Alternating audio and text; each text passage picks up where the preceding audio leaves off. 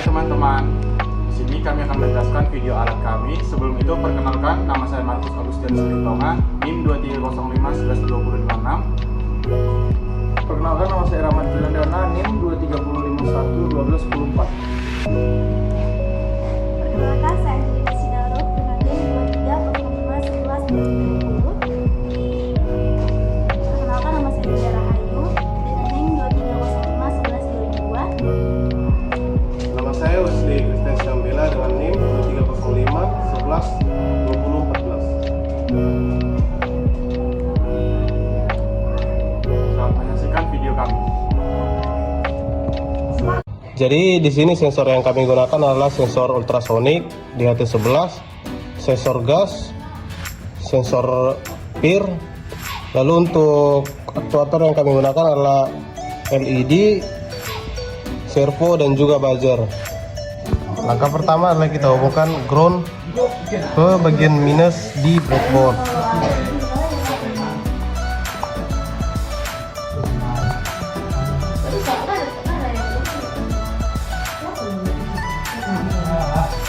Selanjutnya dari bagian bawah di 3 volt kita hubungkan ke bagian positif. Lalu untuk 5 volt atau pin kita hubungkan ke bagian atas.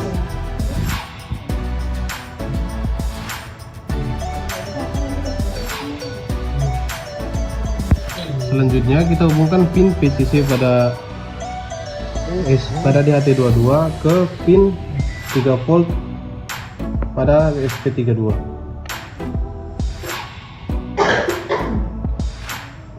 Lalu kita hubungkan ground ke ground.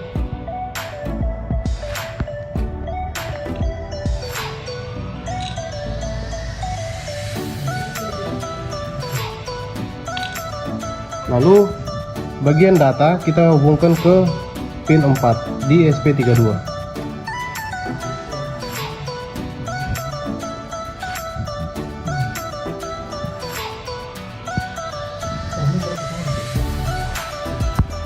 Selanjutnya adalah hubungkan sensor gas ke breadboard.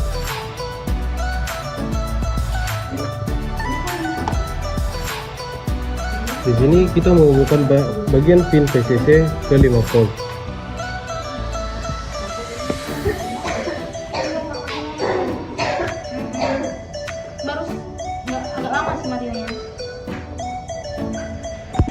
Selanjutnya kita hubungkan pin PCC ke 5 volt.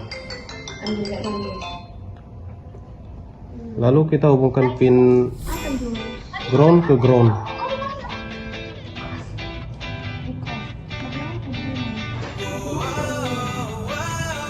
Lalu untuk bagian inputnya atau out kita hubungkan ke pin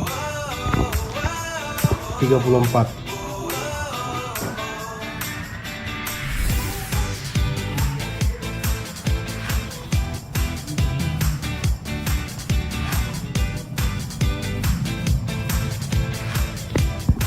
Selanjutnya di sini kami menggunakan buzzer. Buzzer ini difungsikan sebagai pengganti kipas atau motor DC. Di sini pin hitam adalah ground, dihubungkan ke ground. Lalu pin merah atau input dihubungkan ke pin 25.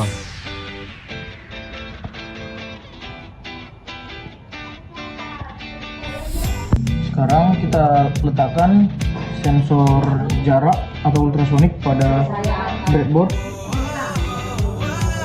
Kemudian pada bagian VCC kita letakkan ke positif. Kemudian ground ke ground atau negatif. Oke. Pada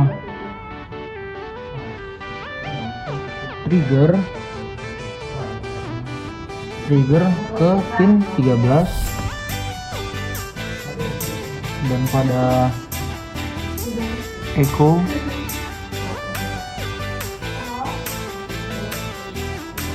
ke pin 12. Oke. Oke, di sini ada servo untuk kabel merah atau positif, kita colok ke sini. Kemudian kabel hitam yaitu negatif atau ground, kita colok ke ground pada breadboard, dan kabel data kita colok ke pin 18 ESP32.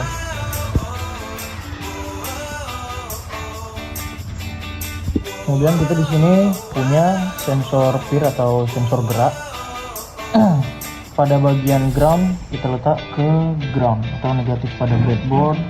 Kemudian pada bagian VCC kita letak ke bagian positif, dan pada bagian outnya kita letak ke pin 14 ESP32.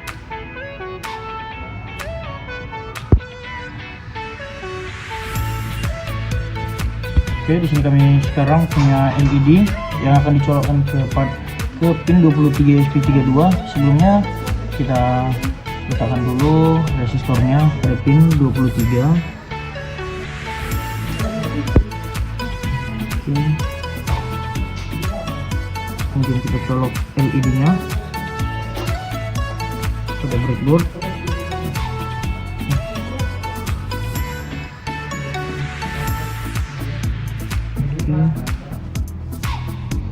Kemudian kita pasang pada bagian negatifnya ke ground pada breadboard.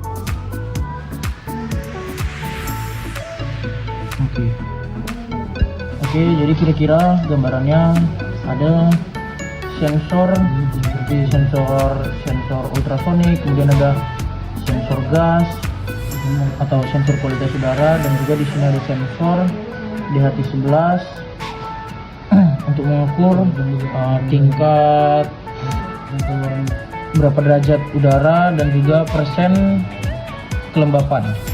Dan di sini juga ada sensor PIR atau sensor gerak, pendeteksi gerak.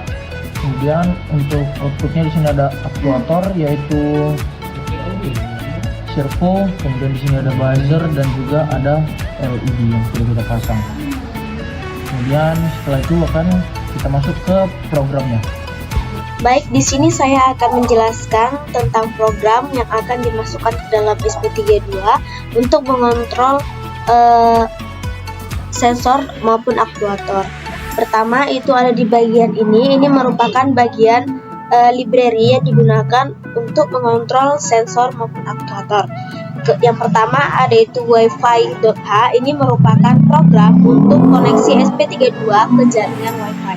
Kemudian ada web server H, ini merupakan program yang digunakan untuk membuat server web lokal atau menyediakan halaman kontrol.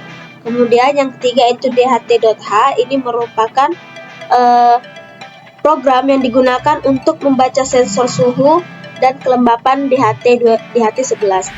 Dan yang terakhir itu ada include SP32 servo.h, ini merupakan program agar servo bisa dikontrol oleh pin PWM di SP32.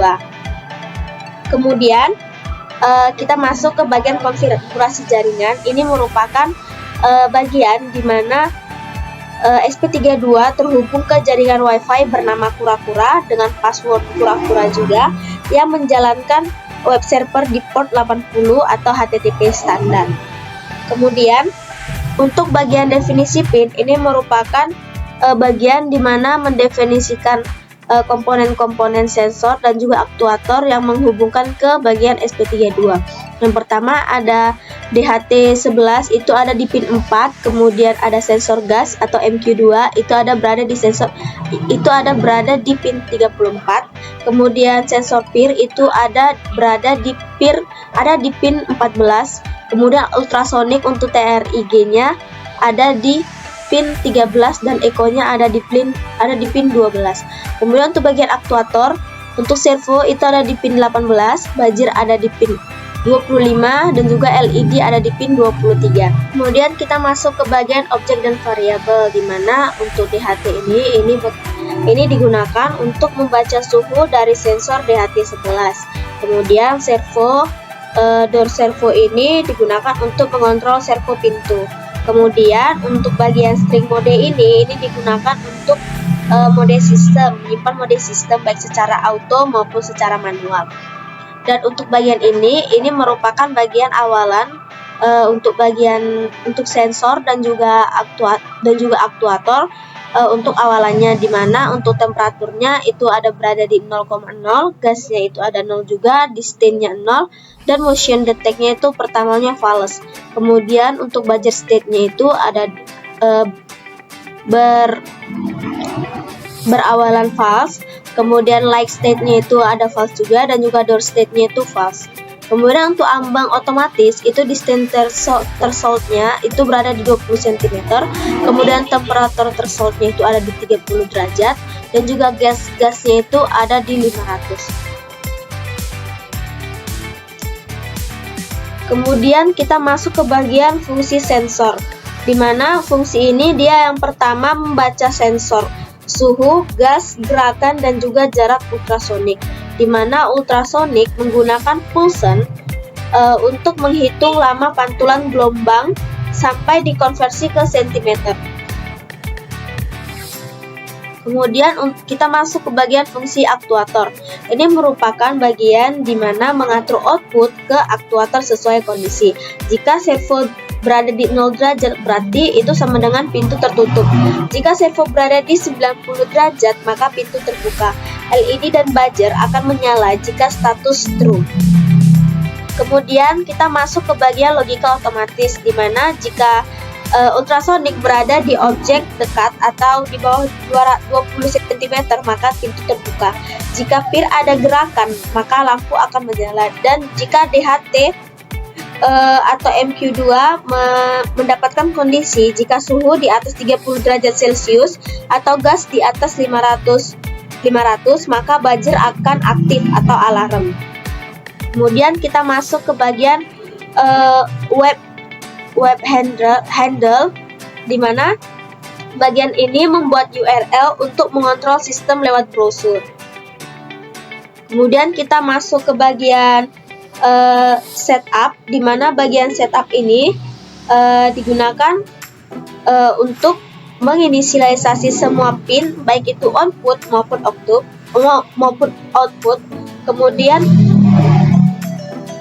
Kemudian kita masuk ke bagian setup, di mana bagian setup ini yang pertama dia menginisialisasi semua pin baik itu secara input maupun output, kemudian menyambung ke WiFi dan menentukan semua routing web server atau jalur URL, dan yang terakhir memulai server dengan server begin.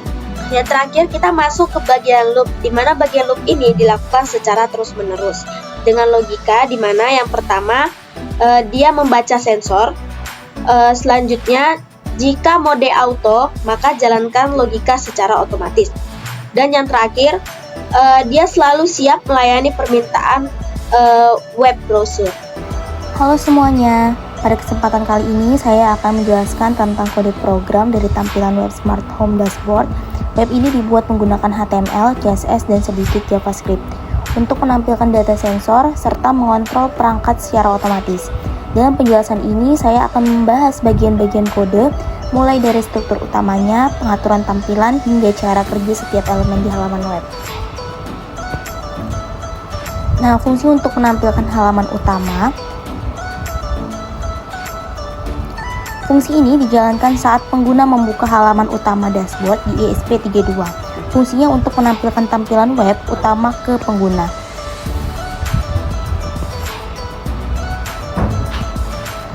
Nah, di sini untuk membuat variabel bernama HTML untuk menyimpan seluruh isi halaman web.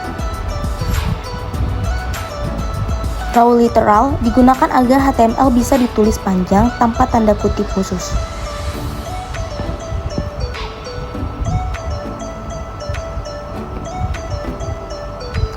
Ini menandakan bahwa halaman ini menggunakan standar HTML5 dan menunjukkan bahwa bahasa halaman ini adalah bahasa Indonesia. Terus kita ke bagian head. Bagian ini adalah bagian kepala dari halaman web yang berisi semua pengaturan umum.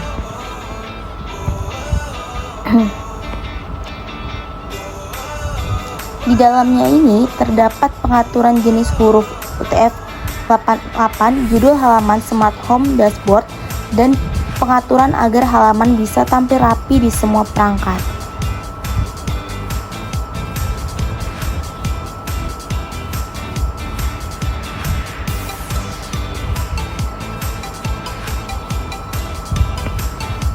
TechMeta HTT Refresh Content 3 membuat halaman otomatis refresh setiap 3 detik supaya data sensor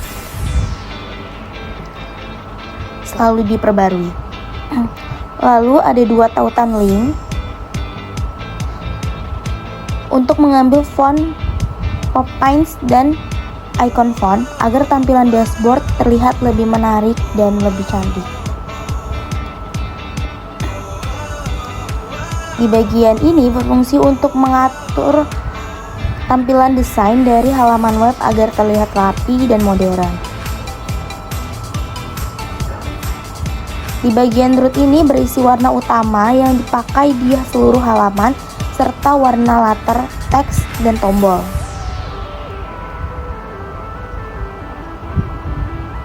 Untuk body, untuk mengatur gaya umum halaman seperti jenis font, warna latar belakang, dan tata letak teks.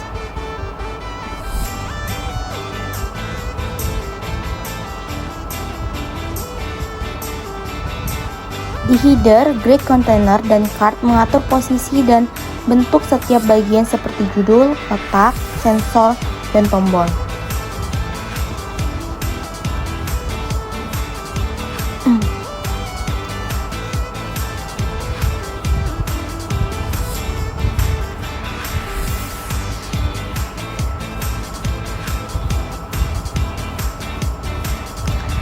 Dan efek hover untuk membuat kartu tombol bergerak sedikit saat disentuh agar tampilan lebih interaktif. Status on dan status off memberi warna berbeda menunjukkan kondisi on off perangkat.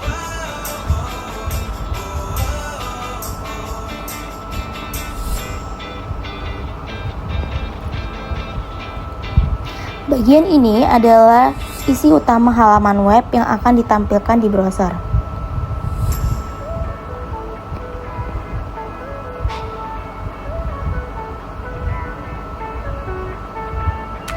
Di body, tag body ini menandakan awal isi halaman web. Semua tampilan yang terlihat pengguna ditulis di dalam tag ini.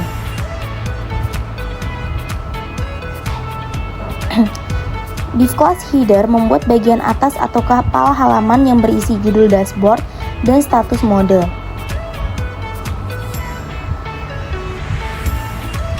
Untuk menampilkan judul utama di tengah halaman, Smart Home Dashboard.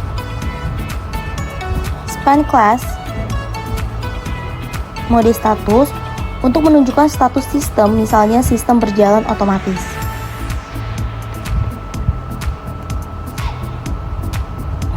Nah, pada bagian ini berisi tampilan utama dashboard, yaitu kumpulan kartu card yang menampilkan sensor dan akuator rumah pintar ini. Div class grid container mengatur tata letak agar semua kartu tersusun rapi dalam bentuk grid. Dan setiap div class card adalah kotak data yang menampilkan satu sensor atau alat. Di sini ada sensor gas untuk menunjukkan kondisi udara aman atau berbahaya. Ada suhu untuk menampilkan nilai temperatur ruangan, contohnya 28 derajat. Dan ada sensor jarak untuk menampilkan jarak objek dari sensor ultrasonik. Dan yang terakhir ada sensor gerak, yaitu untuk menunjukkan apakah ada pergerakan yang terdeteksi. Lalu kita ke akuator atau alat yang bisa dikontrol, yaitu akuator pintu untuk menunjukkan status terbuka atau tertutup. Lampu dilengkapi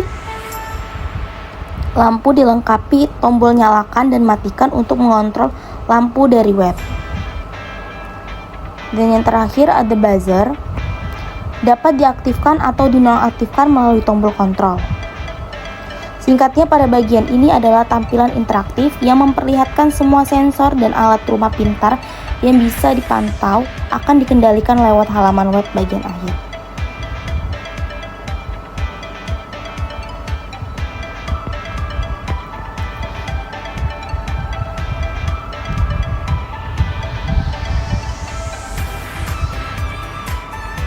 Nah, bagian akhir ini berfungsi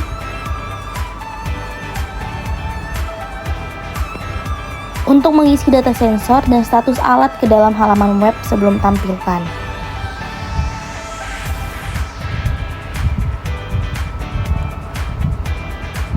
Untuk menandakan akhir dari teks HTML panjang yang sebelumnya disimpan di variabel HTML. Nah, HTML refresh ini digunakan untuk mengganti teks placeholder dalam HTML seperti temp atau gas dengan nilai sensor sebenarnya.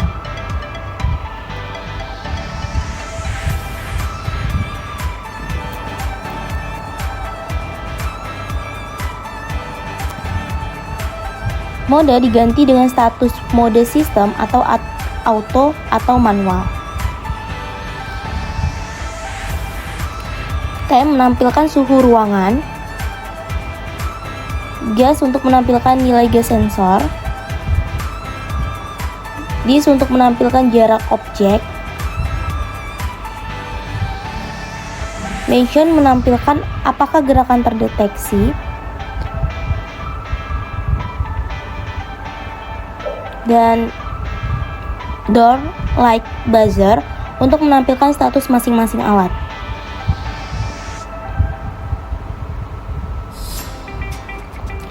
Server send 200 tag HTML mengirimkan halaman web ke browser dengan status 200 atau berhasil dan format HTML. Bagian ini adalah tahap akhir yang menghubungkan data nyata dari sensor dan aktuator ke tampilan web, sehingga penggunanya bisa melihat kondisi rumah pintar secara langsung di dashboard. Jadi, itulah penjelasan singkat dari kode web Smart Home Dashboard. Semoga bisa membantu untuk memahami cara kerjanya. Terima kasih. Baik teman-teman, sekarang kita masuk kepada bagian cara kerja sistemnya, yaitu di sini ada dua mode manual dan mode auto. Nah, untuk status sensor di sini bisa kita lihat, dan status aktuator sekarang bisa kita lihat. Nah, sekarang kita untuk coba mode manual.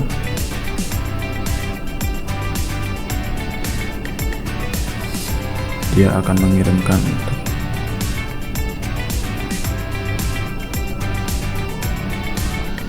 sekarang bisa lihat mode manual. Kita tes buka pintu,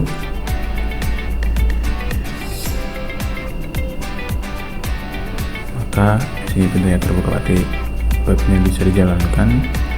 Kita coba tutup. Oke, sekarang kita lihat bagaimana untuk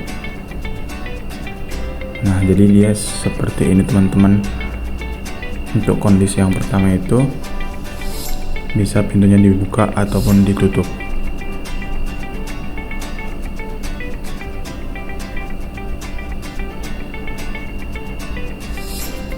Nah, selanjutnya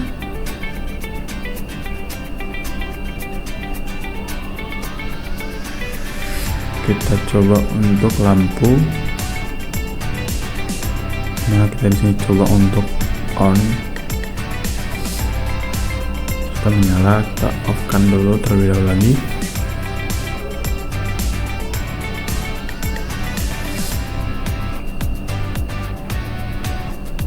Kita coba sekali lagi.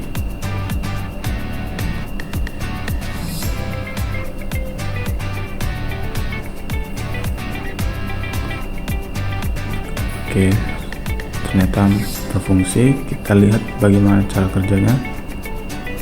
Apakah berfungsi?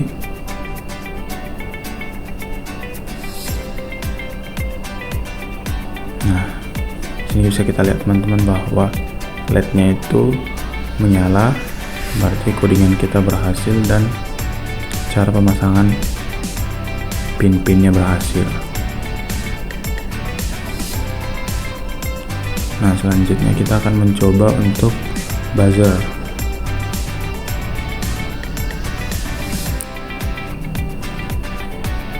Dimana di sini jika aktif akan berbunyi. Jadi kita coba webnya berjalan. Kita coba off. Oke.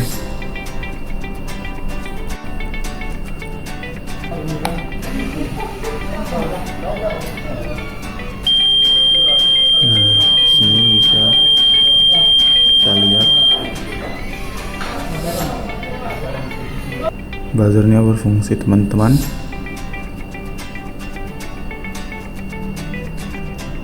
Codingan beserta alatnya. Sekarang kita masuk ke dalam mode auto. Di dalam mode auto ini kita akan mencoba ultrasonic. Nah, di sini jika ada objek maka pintu akan otomatis terbuka. Nah, di sini kita memakai servo.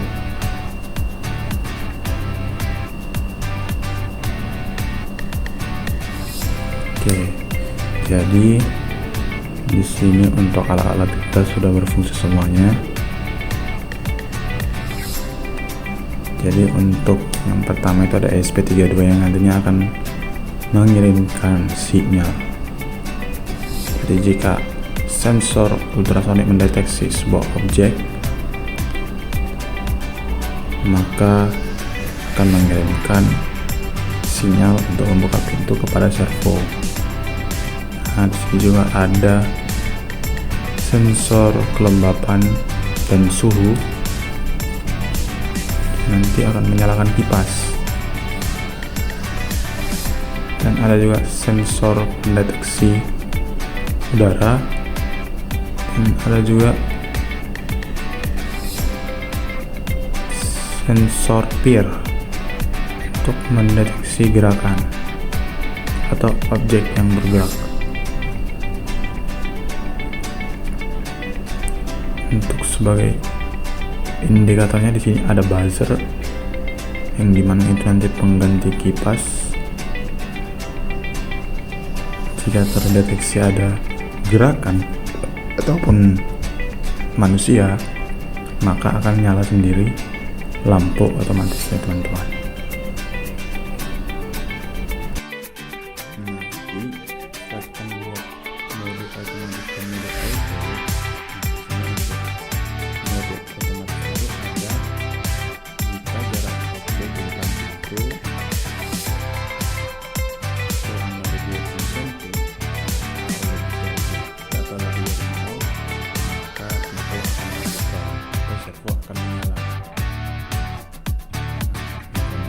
Itu tadi jika terdeteksi gerakan oleh sensor peer,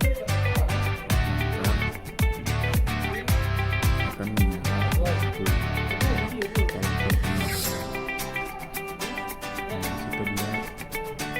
jika terdeteksi motion detect sama itu kondisi jika semua mobilitas yang lebih dari 30.